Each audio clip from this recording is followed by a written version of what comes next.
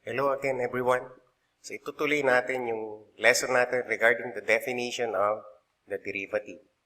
This is Crisanto O. Domingo, Head Teacher 3, Pedro T. Orata, National High School. Ganito lang yan. So yung last lesson natin is dinefine natin ito as the derivative of f of x with respect to x is the function f prime of x, and it is defined as yan, f prime of x is equal to the limit of f times the quantity x plus delta x minus f of x divided by delta x as delta x approaches 0. Or, kung nalilito po tayo kay delta x, pwede natin yung palitan ng h. So, yung formula natin magiging f prime of x equals the limit of f plus h minus f of x divided by h as h approaches 0. So, ito yung susunod nating example. So, using the definition of the derivative, compute for the derivative of g of m equals m all over m minus 3. So, rational function po siya. Now, paano siya isolve? Ganito lang yan. So, the g prime of m equals the limit of the quantity m plus h. So, ito po yung kanina, yung f plus h natin. Minus si g of m. Divided by h as h approaches 0. And then, papalitan po natin ito nitong ating g of m. So, that would be g prime of m equals the limit of m plus h all over m plus h minus 3 minus m all over m minus 3 divided by h as h approaches 0. So, makikita nyo, magkaiba yung denominator niya.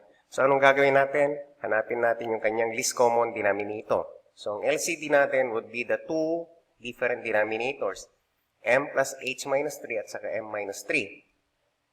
So, magiging m plus h times m minus 3 and then minus m, ito, times the quantity m plus h minus 3 divided by h as h approaches 0. So, i-distribute po natin yan. Yung lesson nyo noon sa, ito, anong lesson yan? Yan yung ating product of binomials. So, that would become m squared plus mh minus 3m minus 3h minus m squared minus mh plus 3m divided by our denominators, which is the quantity m plus h minus 3 times the quantity m minus 3 divided by h as h approaches 0. So, makikita nyo po, merong mga similar terms na dyan. So, pwede na natin simplify. So, naka-highlight na sa red. So, si m squared minus m squared. So, that is 0. mh minus mh. So, again, that is 0. Negative 3m plus positive 3m. So, that is also 0. So, ang natira na lang sa ating numerator, dito sa ating complex fraction is negative 3h all over the quantity m plus h minus 3 times m minus 3 divided by h as h approaches 0. So, that would be equal to the limit of negative 3h divided by the quantity m plus h minus 3 times the quantity m minus 3 times 1 over h. So, bakit naging 1 over h yung nandito? So, kung babalikan po natin ito, so this is actually h over 1.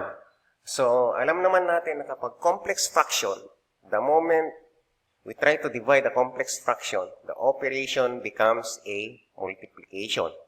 So, kaya naging ganito siya. Now, kung titignan natin ito, si negative 3h cancels out 1 over h as h approaches 0. So, etong h dito, 0 na. So, ang natira na lang is m minus 3 and then yun naman is m minus 3. So, this quantity would be equal to g m equals negative 3 all over or divided by the quantity m minus 3 times the quantity m minus 3. Or simplifying this further, this would be equal to, the derivative of m is equal to negative 3 all over the quantity m minus 3 squared. Till next time guys, salamat!